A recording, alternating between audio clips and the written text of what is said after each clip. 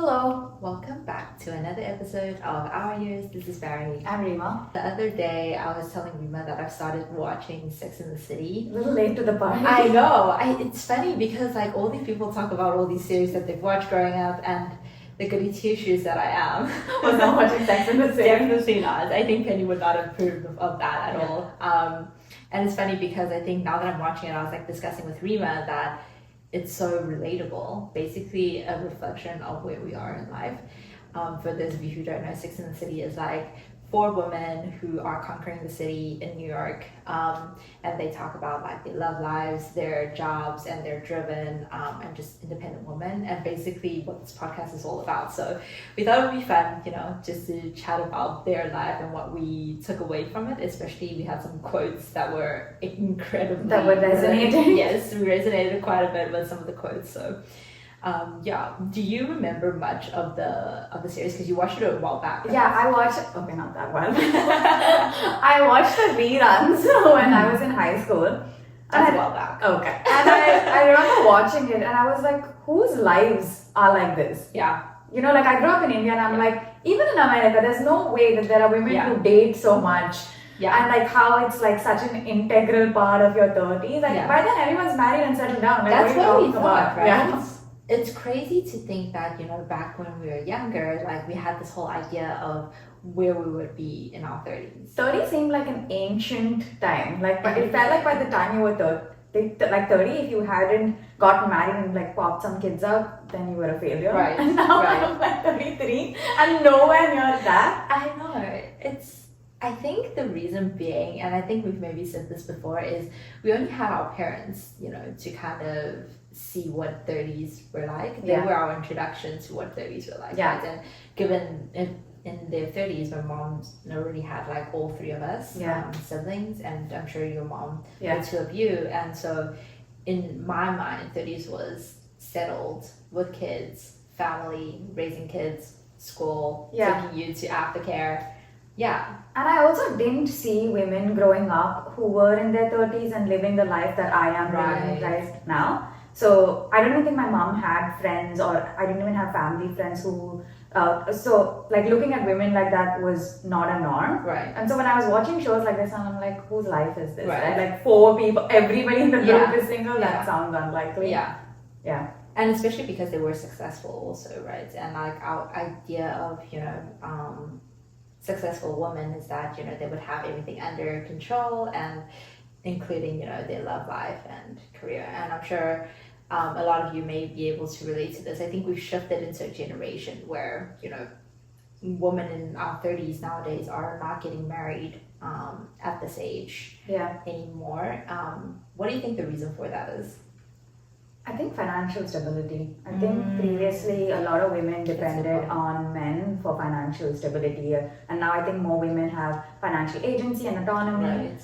And I think they're just not willing to just settle for whoever's around because they wanted to have kids. I think that's the other thing. Also the technology, or like the science of having kids right now, it's so evolved compared to what it was like 30 years ago. Yeah. You're able to freeze your eggs, you're able to have other ways of having kids like IVF. And I think a lot of this was not accessible at the time, right? So I think it's also, there's less pressure on women to have kids earlier. And so I know that women feel like that the clock is running out and so on, but I do think that there is some security and safety in like all these other alternative methods. So I think it's the combination of the two, that women don't need to depend a lot on men for their finances, and the advancement of technology in like IVF and so on. Yeah. What do you think? No, I totally agree. I think like back in the day, because of gender roles, that was, something that was prominent in most cultures and across the world. And so because of that, they were limited to certain resources, including financial stability, maybe not having that, unless they got married. And so, I think that was a potential, one of the root causes of what led to them getting married at this age and having kids. Yeah. Did your mom have friends who were women who were single and like unmarried and like just focused on their career? No. Same. Yeah. And it's funny because I think back in the day that you would think that there's something wrong with them. because they're not married at that age and nobody wants them. Yeah, You know? that's unfortunately sad. It is. It's a sad narrative to put on someone who just didn't want. In fact, those people were kind of revolutionary, right? Right. Because they were doing something that was so not in the norm. Exactly. And they had such conviction about their choices. Yeah, yeah. But now that we're here, we have many thoughts about dating in our 30s, as you all know. So yeah, we will run through some of the quotes that we resonated with most and share some stories. The first one is, when men attempt bold gestures, generally it's considered romantic. When women do it, it's often considered desperate or psycho. How do you feel about that? I feel personally victimized by this quote. Do you feel attacked? I do feel attacked. I have a fun little story about this. Tell us. So a couple of years back, I was seeing this guy. It was fairly early days. I think I was seeing him maybe a couple of months. Okay. And he mentioned to me that he really likes this patissier in a certain city. And he's like, it's the best cakes he's ever eaten. And coincidentally, like a few weeks later, my friend's girlfriend was visiting me and she was passing through that city. And she asked me if I wanted something. And I was like, oh, I've heard the cakes in this place are really nice. Can you get some? Yeah. And she was flying in. So it was like not like it was like some crazy logistics thing. They were bringing it from India. Yeah, they were bringing it from India. To San Francisco. Yeah. And it was like a straight flight. Right. It was not a big deal. Right. Like she could just like Uber Eats the thing to her. Super chill, right? Yeah. So I was like, awesome, let's do it. Let's eat this cake. Right. I was more interested in like this cake that we're all going to eat and it'll be fun, right? Sure. So she gives me this cake and then I was like, I think I had the date in the next day or something. And then I was like, oh, come up. I asked him to come up before we went to the restaurant. And I gave it to him. And I was like, I have the cake from the city. And he was looked so shocked. He looked like I'd slapped him across the face. I don't know why they were like this. I'm like, it's cake. It's a crazy. good thing. Yeah. Cake is good. And also, it was just like you were just being thoughtful, right? It's not like you went out of your way to go and do It was this. so easy. It was literally a text to her. It was one Swiggy. It was one Uber Eats order. I say Swiggy because that's the Uber Eats in India. Yeah. But he was, I don't know, he was so upset by this gesture. And then I was like, was that like a crazy gesture? You know, I think it's because we're so privileged that we have people around us who do those things for us. I know. That I don't think we take advantage of it, but I think it's so normal in our life. It's so normal. Like right. I would have done it for a friend too if they had said that about it. Yeah, exactly. And I could see people, even my friends, I can see them do it for me. Right. And so it was just, it's normal in my world. So you were also taken aback that he was so taken I aback. was like, what's happening? Yeah, and that, I did feel like a psycho. I was like, oh my God, maybe it's too much. No, I don't think that's on you, you know. I think it's purely maybe he's not as privileged as we are to have those people who would do those things around us. Or maybe he was just like scared that it was like a big gesture. Maybe he did consider it as a big gesture and he just didn't think it was maybe like he felt I said, like that point in your relationship or what the situationship you were in wasn't at that stage where he felt like it was appropriate receiving something like that. Yeah. And so then I made a mental note to never do anything. No, I don't think don't do that. I mean, like, I think the right people will appreciate it. Yeah, fair. Yeah, so the right people won't think it's psychotic if you give them I don't cake. even think that's psychotic. Yeah. And I also don't think that's desperate. That's just like a kind gesture. Yeah. But lo and behold, my friend actually got the wrong cake. So it wasn't even the right cake. After all that, I was really looking forward to the cake. But she got the wrong cake. And still he was like, yeah, oh my I don't think I think at that point he stopped clocking in anything about the sweet treat that we were going to get. Yeah. Wow. Yeah. That is crazy. Do you guys have any stories like that? Share it with us. It would be interesting to see. Yeah. But literally, I think we talked about this and you told me to not stop doing sweet things. I don't think you should. Not just because of one guy who doesn't know how to accept something nice from someone. Yeah, that is sad. Right. But I think consciously or subconsciously I stopped doing nice things. But then we stopped seeing each other. Yeah. So there's that. You should remind it to yourself. Don't stop doing something just because the guy you like in the moment doesn't appreciate it. Like, that should not be the determination of who you are intrinsically. And you're such a nice person and kind person. In general, you would do that for other people. So why let a guy let you stop doing that? Yeah. I've got sweet treats for so many of my girlfriends. Exactly. So yeah. Okay, the next quote is, being single used to mean that nobody wanted you. Now it means that you're pretty sexy and you're taking your time deciding how you want to live your life and who you want to spend it with. You know, it's funny. As soon as I read this quote, because I guess it was kind of fresh in my mind, I made a quick trip to Taiwan in the last week. And it was just like a 2-3 day trip. And I got to see just some of my closest families. And so I saw my godmother and my mom, and we went to dinner and we came home and we were just chatting. And I think my godmother, she's a very strong independent woman. She doesn't have kids. My mom's also a strong independent woman, but with kids. And so obviously their perspective on life is very different. My godmother her and her husband kind of went through many different breakthroughs and downfalls in their career. And my parents were there to like see it, you know. And so for them, it's more like, for my godmother, from her perspective, she's like, it's so important to find a partner who you're able to build something with and be able to support each other even in the down times and the up times. And I think my mom thinks the same, but I think my godmother wanted to emphasize to me, you know, who you marry is so important. You know, you're choosing this person for the rest of your life. And she was like, who cares if you get married or not, especially at this age. Don't limit yourself to like a time clock. And I think my mom, you know, she knows me very well, and she knows that I'm someone who would want company. And so she, you know, she's like, oh, it would be so nice if you get married, you know, and have a family of your own, because knowing you would want that. And I think it's true to some extent, but at the same time, I don't want to be the person who rushes getting into a marriage, right? And so when I read this, it was just so interesting, because I was just like, you know, I think I fully align with the quotes in that I'm choosing my person, I'm choosing wisely, and I don't plan on settling for something that I don't think I deserve. Whereas from my mom's perspective, she's like, you know, not everybody is perfect, including yourself. So you should just pick the few points that you think are most important in a partner, and that should be your person. And, you know, I agree with her to some extent, but at the same time, I'm like, I still am hopeful that there are people out there that have a lot of the qualities that I'm looking for, instead of just like the top 5 to 10, you know? Yeah. So yeah, I think it's just different perspective. I think my mom would really like to see me get married soon, whereas my godmother, she's like, no, don't even worry about getting married soon, you know. But I think from like, neither of them are right or wrong, right? It's just more so my mom had the perspective of being in a marriage. Yeah, being in a marriage, having kids, and my godmother's more so like having a partner be with you through the tough times and the good times. So Yeah, just different perspectives. I also think that when our parents were looking for partners, what they wanted was so different from what we want. Right. So I don't know if my parents sort of get it.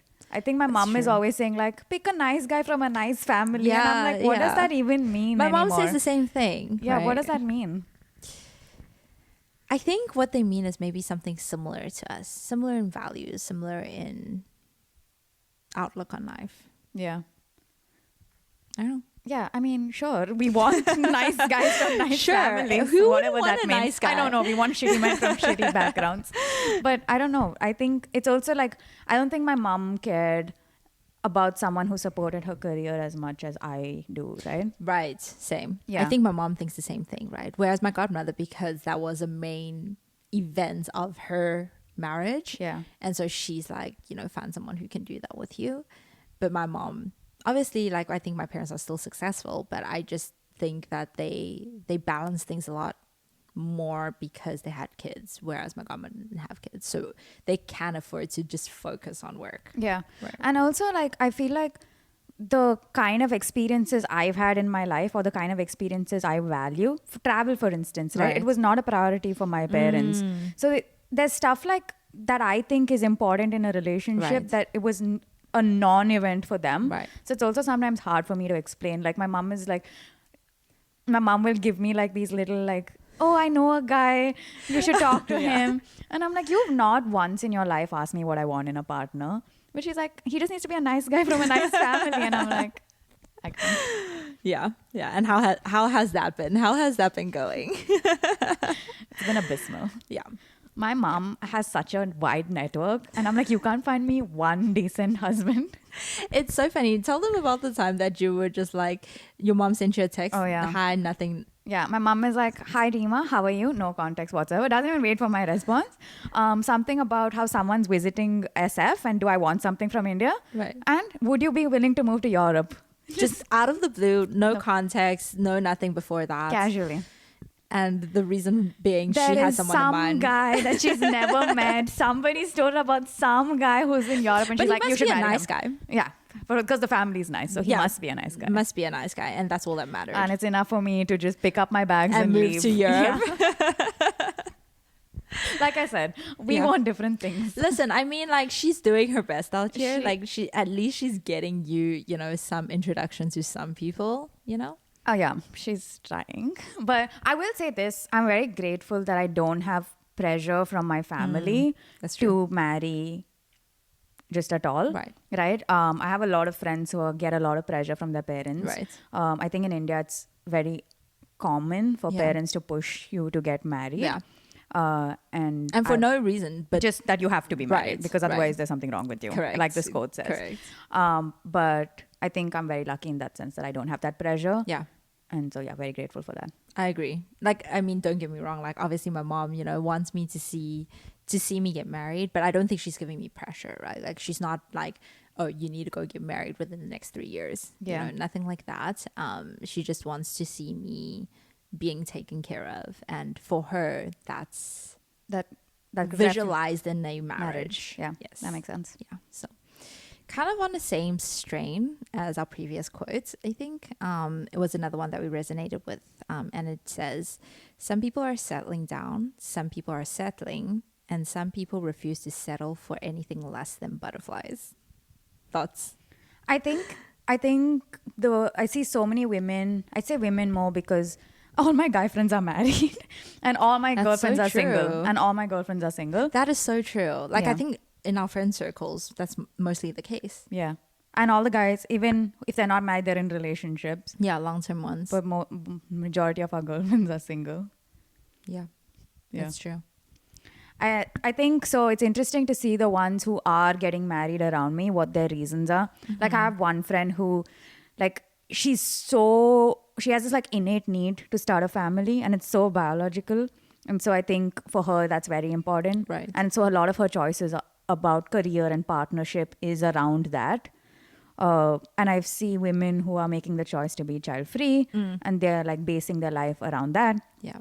And so it's also interesting to see how some of the partners have like sort of changed their view on stuff like, say, children, because some of my girlfriends didn't want kids. Right. And so it's interesting to see like that development.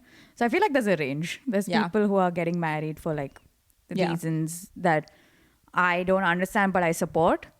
You can't tell someone not to have a Right. child in the same way that you can't tell someone to have a child. So Yeah. I get it. I also get being child free. So yeah, it's interesting to see what choices people are making, Do you think that if you were to get married, what do you think your reason to get married would be? If you were at that point in life where you were going to decide to get married? I think then it would be like I found a partner to do life with, right? And I think the romance is secondary. I think it's more like who's on your team. I agree. I Yeah. agree. Someone basically a teammate to do life with. Yeah. Yeah. Yeah. To like go through all the ups and downs with, Yeah. and that's going to be there to support you. So it's And- companionship Yeah, companionship. that you can see for the long haul. Agree. I don't think it's like, obviously romance should be a part of it, but I don't think it's the end or be all. Yeah. Yeah, I agree. I think it's more so, like you said, someone to do life with. Yeah, and I think we were talking about this the other day. And it's really companionship, I think. A lot of people, I think, focus, and the romantic in me would say this too, like focus on, do I get butterflies with this person? Do I feel like he's my soulmate? I don't necessarily think that marriage is about being with your soulmate. I think like soulmate and someone that you think is the love of your life is rare to come by. And so if you're just always waiting around for the love of your life, maybe some people don't have that luck. you Yeah. know? Yeah. Yeah, so I think it's more so being compatible and being okay with doing life with that person I agree. and enjoying it. I feel like a lot of my friends are my soulmates. I agree. I think soulmates come in friend form too. Yeah, I think so. So I you think don't my need a soul has partner. mated many times. Okay, well. But it's true. It's Yeah. true. Yeah, I agree. I don't think you should rely on your partner to be your soulmate. Yeah, I think that's the other thing, right? Like, I don't think I can depend on one person for everything. That's true. And I think I'm lucky in the sense that I have like family and friends that fulfill certain aspects of my life. Yep. So I don't think I would depend on one person for everything. Yeah. And I so- don't think it's fair to do so. I think so too. But sometimes when on dates, when I tell people this, they feel like that. I feel like that's the wrong answer to give. Why is that? I feel like that, like I said, I don't think it's taken very well. What's their perspective? That's wrong. That it's just not that. okay that you have different people that you go to Yeah, for like you different should. reasons. That you should prioritize your partner over everybody else. Like, I think prioritizing your partner is one thing, but like going to different people for different needs, Yeah. I think is another thing. Yeah, and these needs are like not romantic or sexual, Right. which is why I was Sure. surprised. Yeah. I think I've gone on 2 dates where it was not received well. Interesting. Like, I think I can see it from a perspective of them wanting to know about everything in your life, but I don't think you going to find other people for certain needs is a reflection of you not telling them what's going on in your life. Yeah. I think these guys felt like slighted, or would feel slighted if their partner didn't depend on them for like Right. big decisions. Yeah. I was just thinking this recently because previously when I went on a date with a guy, I felt like he wasn't the emotional support I needed, but he was maybe great in all other aspects, right?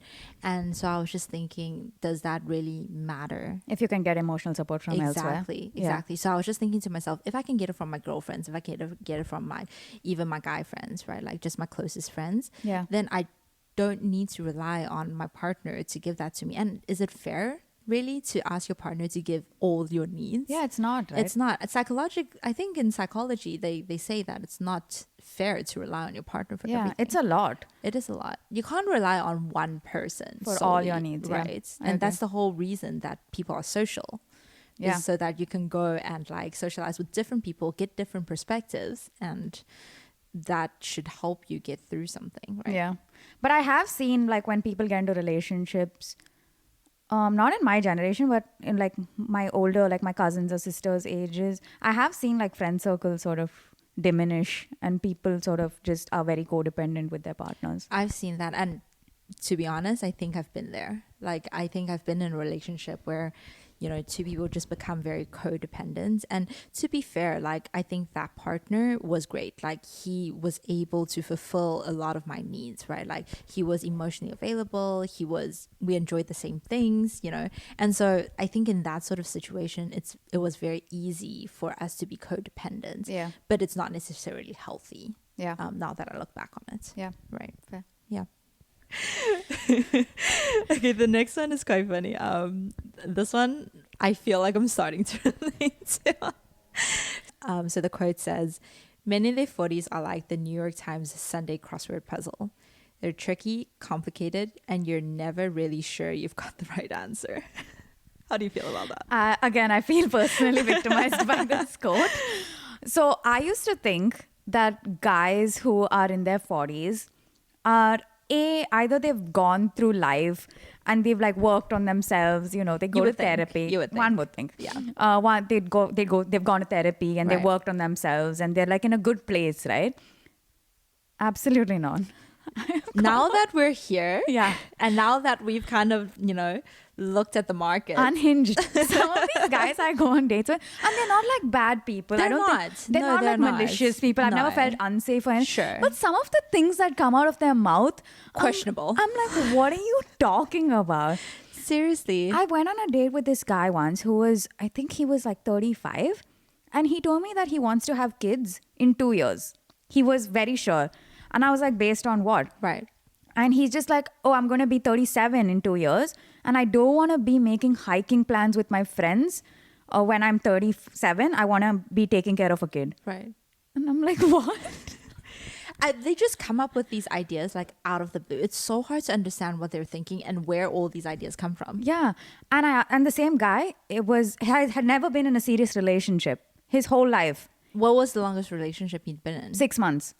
And so I was like, how are you so sure you want to get married? Right. Like genuinely from a human interest perspective. Right. How are you sure you want to get married if you've not been able to do a long relationship with someone and have a child with Logical them question. immediately? Yeah. He's like, oh, what's there in that? Like, that sounds easy. You know, this is Make the it make same sense, dude. thing as every single guy that I've been on a date with tells me they want a kid. Yeah. And then I'm like, do you know the responsibilities of having a kid? Yeah. He's like, how hard can it be? How hard can it be? You know, it's just like starting your own family. Sure, it's like responsibilities, but I'm sure you'll get through it together with your partner. Yes, because the partner typically does everything. Yeah. The same guy was like, I think I'll make a good dad. And I'm like, based on what? Yeah. And he's like, my dad's a good dad. And I'm like, I'm happy for you. That but translatable but skill. it's not a transferable skill. It doesn't work. Translatable, transferable. Sorry. It doesn't work like that. And he was like, what do you mean? And I was like, I'm ready to dip. I can't have this conversation. And that, like, so he's not a bad guy. I didn't feel unsafe or anything. Right. But the words that were coming out of his mouth, I was like, what are Crazy. you talking about? You know, it's funny because I just actually watched an episode in Sex and the City where they're talking about guys, if they're not married and they're in their 30s, they're freaky. I'm just like, it's so interesting because like then Carrie in Sex and the City then goes like she gets along with this guy very well and she kind of gets in her own head, and the episode goes where she is at this guy's house and he has to quickly go to like a soccer game, and they'd been seeing each other for a few weeks. And this guy's in his 40s. Maybe I don't Or know. older. Yeah, like just older. And then she was like, as soon as he left the house, like to go to his soccer game, he was like, stay here, like I'll get back in another like 2 hours. And she's like, okay, great. And then as soon as he leaves the door, she starts like scrambling through his apartment, and she's like, there's no way this guy is perfect. There must be something freaky about him because he's at this age single. Yeah, And how is he not like yes, taken yeah. yet? And then so she scrambles through everything and kind of like goes through like everything in his apartment, and this guy walks in on her and was like, what are you doing? Yeah. And she was like, I'm sorry, like I just needed to find something freaky about you. Freaky. And then she was like, actually I'm the one being a freak here. Yeah. And so in the end she was just like, it's funny because we say guys are freaky in their 30s, but maybe we are too. Yeah, freaky too. Yeah, and it's funny because like I think we do get in our own heads about it, but people have their own timelines, you know. I have realized that the things I attribute to certain things don't mean anything anymore. No, they don't. So I think also Yeah. one of the other things is if people are older and they haven't had a serious relationship, maybe it means Right. nothing. Maybe Right. they'll be really good partners. Right. So I've learned that things I thought You've learned not to judge people based on that their I have age. not learned. But I used to think that guys who are like, for example, I used to think guys who have sisters or Yes, I platonic remember female this. friendships No, are the very one sensitive. time Rima said that a guy who knows how to play an instrument, Yeah. or like soccer, Play an instrument, a contact sport, has a sister. I was like, that is the guy for you. And please explain the reasons for those. Because if they had a sister, then they were sensitive to Right. women's issues, and I don't have to explain things. Like I don't have to give this Yeah. guy sensitivity training. Yep. Contact sport, they know how to lose, and they work in a team, Sure. right? So I thought those were important traits. Correct. That they're not selfish. Yep. And the third thing was that they play a musical instrument. Yes, yeah. I just wanted to be serenaded. There was no life lesson there. But like I said, I've met guys with sisters now. I've gone on dates with them and they are so insensitive. I've met so many guys that have sisters Yeah. and were not the way that you explain them to be, right? Right. And it's funny because you would think that guys with sisters would be more sensitive, but I think we got in our own head because it's only the case if the sisters drill those things into if their they've head. gone through the training. Right. I've met some guys who are very sensitive, and they've explained that, you know, their sisters, or typically older sisters, will make them do things for them. And so in that way, they became sensitive, or like complained a lot and said how hard it is to be a woman. Then they kind of like, you know, became a lot more sensitive. Yeah. But a lot of guys who have sisters and maybe they aren't so close means nothing. Nothing means anything anymore. True. That's Yeah. also very true. So this man could be an only child, never played a sport. That is true. And he might be your man. He could be. Yeah. So nothing means anything anymore. It's true. I think it's more so just having the tact and skill to be like self-aware. Yeah. If anything, like Yeah. you can have sisters, and if you're not self-aware, you wouldn't be Doesn't able to. matter. Yeah, Yeah. exactly. So the next quote is, "It's so interesting. You can tell a man I hate you, and you'll have the best sex of your life, but tell him I love you, and you'll probably never see him again." And I think it's funny, and we both laugh at this because recently we've been seeing so many videos of this on the internet. Yeah. About how to lose a guy in like 10 days. Like literally, all you have to do is be nice. Yeah, Tell him care. I love you. Care. And care. do nice things for him, or be proactive in setting up a nice date. Reply quickly when he messages you. Reply within the next like hour Yeah. when he texts you, and just be engaged and like the things that he likes. Yeah, be engaging. Correct. Yeah, and watch them ghost you. Immediately. And it's so funny. There's actually a book called Why Men Like Bitches. I love that. Have you heard of I that have book? heard of it. And I was actually talking to a friend about this, and they both read it, well, two friends, and they were just like, it's such a good read because it's true. After you read that book and you observe men, it's true. Who has the time to play all these games? If I respond to you, I typically take 1 to 3 business days to respond to people. So Truly. if I'm looking at my phone and you reply, I will reply back. Right, I'm not right. going to be like, oh, let me add this to my checklist to reply in 2 days to make it seem Right. like I'm not desperate. Yeah. Like, I don't have that kind of time. But it's not even about that, right? Like if you're interested in someone naturally, you would want to like get back to their messages And talk to them. and Yeah. get to know them better. That's just a natural progression of getting into a relationship with someone because you're interested in them. I know. It's so funny that most of the guys who claim they're dating intentionally Yeah. are who do this. I'm a simple girl. If you don't want to text me, don't text me. I'm a horrible texter. I don't want to text you. No, seriously. But then as soon as I start responding, if you think that's crazy, then I don't understand. It's so interesting because I think so many dates that we've been on, like if it goes well, then I think we're both the type to engage with Yeah. guys that we think, the date went well with. And I think both of us have somehow managed to get rid of those guys by being engaging. And it's just, I don't even know anymore because guys who are interested like I'm not interested in, but then when I'm interested in someone and I show that, Classic. gone. Loser. Don't show Immediately. people you like them. I guess honestly, I don't have time for these games. And I don't know what generation we're living in, but it seems that you have to play the game in order to get some. It's a lot. It's a lot. Yeah. And funnily enough, the dates that I thought didn't go well, the guys think it's going really Right. well. And they're shocked when Right. I say I don't want to Yeah. date anymore. And I'm just like, I don't know anymore. how are we all living honestly. such different realities? No. Yeah. Which is why I want you to become friends with the guys I have dated and like just find talk to them out. and To ask find them out. what's up. Yeah. Honestly, I would be so interested to Yeah. know what's going on. To in do a their little head. like postmortem Yeah. on the dating scene. Yeah. I would be so interested to know. Yeah. I don't think they'd be honest though. I feel like if you call them and be like, hey, let's chat about this, they would not be honest. Maybe. Well, I feel like if they didn't know that, we're like so Doing close. this scientific experiment. Yeah.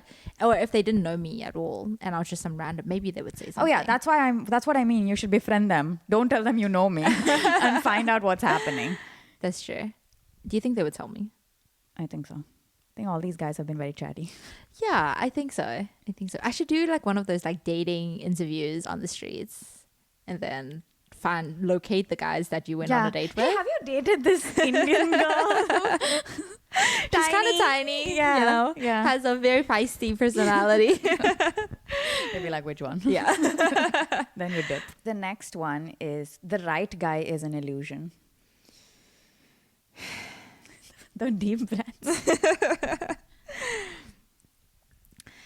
I would like to believe it's not the romantic of me. I'm hopeful that the right guy is not an illusion. Actually, let me think about the interpretation of this quote.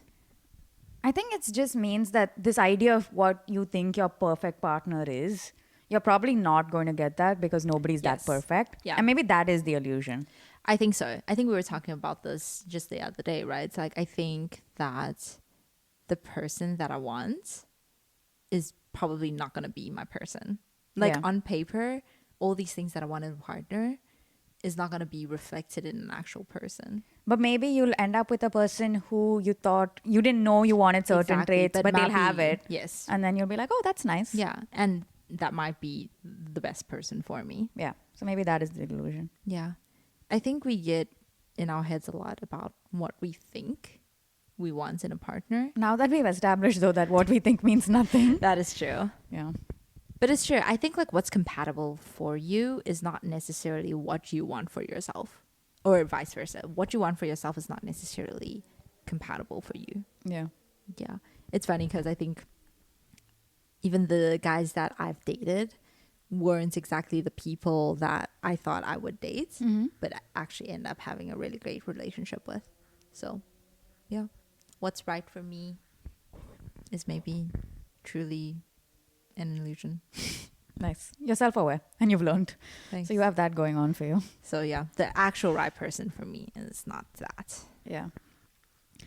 The next quote is, don't play hard to get with a man who's hard to get. Games. Games. Yeah. I was gonna talk about you know who. Yeah. So there was a guy I went on a date with, and immediately, like, he's very charming. Yeah. On the first date, immediately I was charmed, and I remember coming home telling Rima, I was just like, this guy is so cute, like very charming, and just very like got me giggly. But then after like a week, I was like, I don't know. I feel like he plays games, and you were like, oh, I don't want to date him. I'm like, no. Yeah. Because like he's someone that basically what we were just saying, if I reply really quickly, he would not reply, just to kind of show that he's not like desperate. Yeah. Or if I take a long time to reply, he would take even longer to Just reply. to beat your reply time. Exactly. And I think it came to a point where we were like, it was basically trickling out at this point, you know. But then I basically told him, hey, like, I don't think this is Going anywhere. Yeah. So it was great meeting you, but I don't think this is it. And he was okay, good. Like, thanks for telling me and everything. And then 2-3 days down the line, he was like, hey, what's up? Because he had to have the last word. Exactly. He had to have the last word. And then after I replied, he stopped replying. Wow. Yeah. So I felt like he was just like the type to like play games. Yeah. And I was just like not about it. I think, you know, at this age, I just can't be playing games. We're trying to become directors. We don't have time for this nonsense. Exactly. Like none of this. Yeah. I'm reading a book, and in one, it's a memoir. It's called Everything I Learned About Love by Dolly Addleton. And it's, spoiler alert, not about romantic love. It's actually about the platonic love in her life, and it's very wholesome. But I think she talks about how when she was in her 20s, she didn't prioritize dating because she wanted to focus on her career. And she on the flip side, she had friends who were like, if I focus on dating now, I don't need to focus on it later. And then I can just focus Right. on my other stuff, like my Right. career or my hobbies. Right. So two schools of thought. I don't think there's a right answer. Yeah. I do think though that life is not going to clear up and be like, hey, Yes. I'll give you like a chill Q4 so that you can date. I don't think life's going to No. do that. I think you just have to date with whatever aspect of your life you are in right now. Yeah. Your schedule is not going to become lesser. You're not going to have suddenly more free time. Yeah. So you just got to put yourself out there if it's important to you. And if it's not, then that's totally fine too. Right. But I don't think there's like a time to date. No, I agree.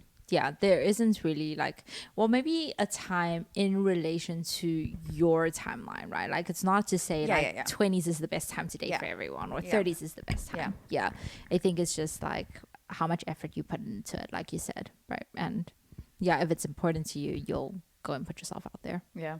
One of my friend, she's in her 30s, and she was like talking about how she just doesn't have time for dating apps because she's like, after you swipe, there's all these like games you have to play. And she's like, I just don't have the time. If we swipe, just meet me and we'll see if we get along. You know, it's funny because Rima and I kind of like swapped roles now. Previously, I was all about, you know, like going on like long dates. No, wait. Yeah. Opposites. Okay. Previously, I was all about doing short dates and getting a feel of them and then deciding if I wanted, you know, move forward. And then Rima was the opposite. She felt like she needed like 2-3 hours, like a full meal. Yeah. To I had to get do to it like a know. 3-course meal to get to know someone. Right. Yeah. And now we're the opposites. Yeah. I think for me, I'm just like, I don't have the time. Yeah. I think I'm very good at like capturing if their energy matches mine, and so I felt like a 30-minute coffee date would be enough. And if I couldn't tell within those 30 minutes, then I extend it to an hour. Yeah. But that would be enough for me. Yeah. And now you're like that. Yeah. Now I just need like A 20 walk minutes. around the I block. literally, like a couple of weeks back, I literally asked this guy if he had the day off, and I had like a long lunch break. So we literally just took a walk around my block, and I was like, yeah, I don't need to date him. Yep, exactly. And he felt the same way. So it was like a good thing that we did. Right. But I think really meeting people off, especially if you're using apps to date, I think meeting them in person helps because Yeah. they're so different. Yeah. I used to be someone who, like sit on like a chat room for 2 weeks before actually meeting them, like getting a feel of who they are. Yeah. And don't get me wrong, I think I still need some exchange of words. Yeah, you can't to- just meet a random right. stranger. Like if he's just going to be like, hey, let's meet for like coffee or wine or whatnot, I'll be like, no, because I have no Background. understanding, Yeah. right? Like I don't want to go and sit on a coffee chat that maybe has where we have no common ground Yeah, you need something to back to work it up off with. of. Yeah. Yeah. So at least there's that, but I don't think I sit on it for like 2 weeks before meeting them anymore. I don't Nobody have has time. that time. No. Girls got to sleep. Girls gotta sleep. Girls gotta work hard to get promoted. Yeah. So the next one is quote: "Men aren't that complicated. They're kind of like plants." It's true. It's true. They're They're quite smooth-brained. simple. They're so smooth brain. And yet we can't get them. I just don't understand them. It's funny. I think it's a little contradictory to the previous one we just said, where we think like men in their 40s are like kind of tricky and complicated. Yeah, it is. It is a flip. It's so funny. I was talking to a girlfriend recently, and I was telling her about how I just don't understand men, and it's like really jarring because I thought I understood people, Right, and now right. I'm like, I have no idea what's happening Yeah. here. And she was telling me, and she's been partnered up for a while, and she was telling me that she and her partner had like this intense conversation about something, and then a few minutes later she was like, what are you thinking about? And the guy goes, octopuses. He's thinking about octopus. And she's like, what are you talking about? And that's, but then, yeah, there's such a dichotomy. They're either super smooth brained or super complicated. That's true. There's no in between. Like I said, I don't know anything. This There's is no not, this podcast is not about trying to understand men. It's about how we don't know what's happening. Yeah. So if you are an expert, Yeah, please. please do let us know. Or if you're a man, let us know how to understand men. If you've ever Because dated us, please let us know. What the hell is happening? seriously, like I don't think we're dumb, you know. I don't think we're done. This is why I can't release this podcast to my colleagues. Because I'm just like, I don't know anything. I honestly, like, it's just so hard to get through. But honestly, I think possibly we're thinking too hard about it. I think men really aren't that complicated, and that we should just go with the flow, and that being just the way we are naturally will attract the people who are like us. I think that is a litmus test to just not change yourself, and then Right. the people who Right. don't get it will just sort of trickle away. Yeah. And the ones who get it will stick around. Yeah, I agree. So the next one is Charlotte's quotes, and she says, "I've been dating since I was 15. I'm exhausted. Where is he?" Thoughts? I think a lot of people are actually going through this, especially in our generation of like dating apps. I think Dating people, fatigue, you yeah, mean? dating fatigue. I think, and I've chatted with a lot of men and women, and I think people are just going through this phase of not wanting to online date anymore. And I think it's fair, right? Like it's a lot of like emotions poured into people that aren't necessarily good for you. And so having gone on multiple dates and feeling like there's potential, but only to find that one party isn't interested is really emotionally draining. Yeah, it is. And it's very time consuming. It's very time consuming. But I think like for me personally in my story, like I think in the past year I've gone on some really great dates, right? And you feel like you really get along. And I think I can read a room. You know, when you go on a date with someone and it extends more than 3 hours, Yeah. right? You would think that is a sign that it's a good date. One would think that. One would think that, but I've gone on a few of those, but in the end, it just didn't work out. And not even like we went on multiple dates. It's like after the first great date, It just fizzled out. it just fizzled out, or they would say that they weren't feeling like there was a romantic connection. And so in my mind, I'm just like, my reality is so different from theirs, and what I think is a great date isn't what they think is a great date.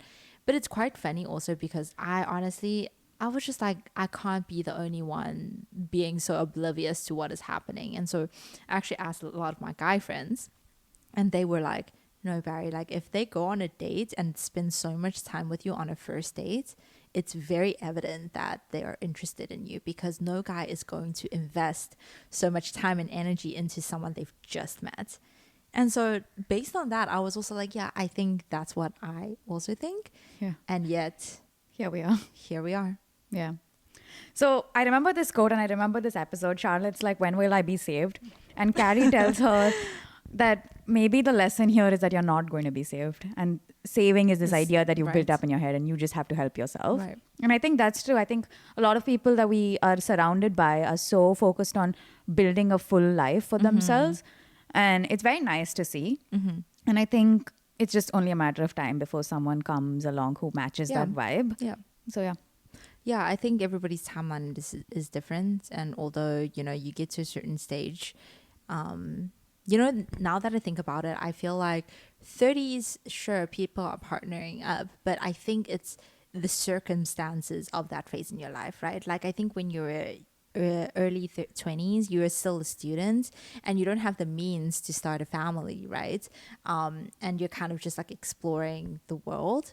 And then when you get to 30s, because you already have a job and you're settled in and you're at a stable place in your life, the next natural thing or progression is for you to settle down with a partner and build a life with your partner. And that's why it feels like there's a need to get married in your 30s, when in actual fact it's just a natural progression, but it doesn't mean that everybody's on the same path. You can still be exploring the world at 30, you can still exploring the world at 40, right? It's just what you want in your life at that time. Yeah. I was explaining to my mom too that like I upped and left a very stable life and a very stable partnership. I had a good job. I was in a very nice relationship, but I just decided that the country I was in was not for me and I had to move. Right. And so that sort of disruption also like puts a wrench in things, right? You're starting net new almost. You're building up this life. You're building up a career in a completely new country. So also for her to compare what her life was to what my life is so different. Right. So there are so many different variables that the outcomes can't be expected at the same time. Yeah, for sure. But yeah, I 100% would agree. Like, it's not like getting saved or like when he will come. I think like the right person will come into your life when it's the right time. Yumfen? Yumfen. Yes. It's not your Yumfen yet, remember? I know. It's apparently not this quarter. I don't know if it'll be Q3 or Q4. Yeah, I think I believe in like the right person at the right time. I think when you think it's your time to date, it's not necessarily the right time for you to be dating, right? It's also like a huge combination of where you are in terms of your mindset and things like that. And when you start to build a fulfilling life for yourself, naturally the right people will come and fit into it. Yeah. The next one is, it takes half the total time you went out with someone to get over them. I disagree. You take longer? I take equal or longer, which is why it's concerning, because if I date a guy for 6 months and it takes me a year to get over them, I've lost like 18 months of my life. Honestly, I feel like it's just women being so sentimental. I know. I wish I could not be that way, but this is the cross I bear. And the self-help book I'm reading, which is called 13 Commitments of Conscious Leaders. I'm reading this for work. In the book, they keep talking about how you shouldn't victimize yourself. Like, you can't be like, this is happening to me. Right. But if I am emotional, I am emotional. Okay. Or not. I was just about to say, yeah. I'm not learning anything. I'm trying to get through this book to get promoted at work. But I'm not learning much. Yeah, I don't know what it is. Like, even though we want to get over it, like, just something in us is just so hard to like let go. And I think maybe that's one of the lessons, right? Not be emotionally attached. Right. I So- don't want to be. For the girlies out there who know how to not be emotionally attached, Show us your ways. show us your ways, give us some advice. Yeah. Like, I think both of us are the type who takes long to get Yeah. over to someone that we've decided we want to emotionally invest in. Yeah. But I think it's also something we need to learn, you know, like how we decide, okay, this is the person that I want to emotionally invest in. Yeah. I think we also need to work on the ability to decide this is someone we no longer want to be emotionally attached to. Yeah. Easier said than done, though. Easier said than done, for sure. Because I think we pour our energy and hearts into something. Yeah. And yeah. So wait, what is it for you? You think? Is it similar? Do you take half the time to get over it, or equal time to get over it? I think it's been What's the different. half-life It's value? funny. I think it's been different. And what I was just saying, like the decision that you make to get over someone, I think I've actually felt that. So previously, you know how like Riemann says that I wear my heart on my sleeve, and I think it's true. I think I pour a lot of like energy and emotions into someone, and that's why it typically takes me long to get over someone. Even though maybe we weren't in a relationship, like the guy was in a situationship like a while ago, and I think that one hit me hard because I liked him a lot. That one took me a long time to get over, right? And especially the first few weeks. But then I actually got into a relationship, and I think at the beginning of the relationship, it all went well. And then after we broke up, I think we were like on off trying to get back together. And then one day I just woke up and I was just like, I'm going to decide that I am no longer investing emotion into this person. And as soon as I made that decision, It was easier. it was so much easier. And I felt like within 1 to 2 weeks when he came back asking to hang out, it made it so much easier for me to just be like, no, I don't think it's anymore. Growth. And that's what I'm like saying. I think it's just you putting down your feet, committing to your decision, and that's what will help you go through. Yeah, I'm all for this. I'm not fighting it. The next quote is, I read that if you don't have sex for a year, you can actually become re-virginized. That's science. Based on what? Based on empirical science? data. I'm sure it's science. I really feel like if you... You're sure it's science? I think we should chat GPT this. empirical data. Based on what? Like, how can you tell? You can tell. It's true. This is all just, Propaganda. I feel like the definition of virgin to begin with is not that. So, Agree to disagree. agree to disagree. But Okay. yeah. Do you want to say more? Is this a personal... This is good for in case it ever reaches back to my mother. The next one is, he doesn't even know me. The least he could do is get to know me before he rejects me. I feel like we both feel this one very strongly. Yeah, but also we do the rejecting also a little bit quite quickly. That is true. But then when it's done to us, we're like, we feel how so, dare they? we're the audacity. Yeah, what is the basis of this? I'm such a nice person. I think that's true. Yeah. I think both of us are like this. What? Like, are you crazy? You don't want to date me? What's wrong with I'm you? so cute. What is Yeah, wrong with what you? the hell is wrong with you? It's your loss. Yeah, like you really need to get to know me, No, because then you'd definitely. be like, I'm a goddess. No, definitely. It's so funny because the number of times we've like debriefed about something like this, we'll be like, oh yeah, that guy, he's gone. Yeah, based on literally nothing. Yeah. And then as soon as a guy like rejects us, and we haven't even gone, like after the first date, and okay, this is going back to what I was saying, like the first date goes so well. Yeah. And then like he decides that no, it was just friendly. I'm just like, Make it make sense. make it make sense. Like in my mind and in all my friends' minds, Yeah. the date must have gone well, that reached out and like made all these plans, and the date went well and took more than 3 hours, Yeah. right? And then you have the audacity to reject me. Audacity. No, I'm kidding. Yeah. But yeah, I think we take it more personally when we get rejected. Yeah, I think I take all rejection personally. So Rejection is just redirection. quote of the day. Yeah. I think it's also, like, jokes apart, I also think dating apps have it's a game, right? To swipe left and swipe right. I don't Right. think you're really giving this person time of day Right. to like make a valuable decision. Yeah. But yeah, I think with dating apps, you have a lot of preconceived notions, and looking at photos is a really hard way, or even like prompts that are sort of silly Right. are a really hard way to judge someone. So I think we just need some sort of overhaul of a dating app. I just Yeah. need someone to come up with a better way to meet people. Isn't that their app?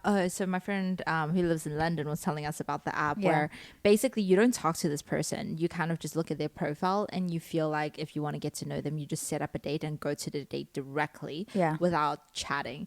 And it's actually become quite popular in London, I believe. What do you think about it, like an app like that? Would you do that? Yeah, I think it's great because then the logistics are taken care of.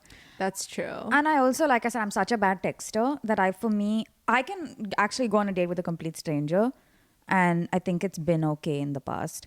So I think I'd rather meet people because I then, like the point of emotional investment, right? I don't Right. want to like have a like, what's the word? Pen pal for like a month and then I meet them and I'm like, there's no spark whatsoever. Right. I'd rather find that sooner. Have you if I had can that do it. happen to you though? Where I thought there was banter and I went on a date. right. I think it has. I'm not remembering with who. Let me think about this actually. Oh yeah, it has happened to me.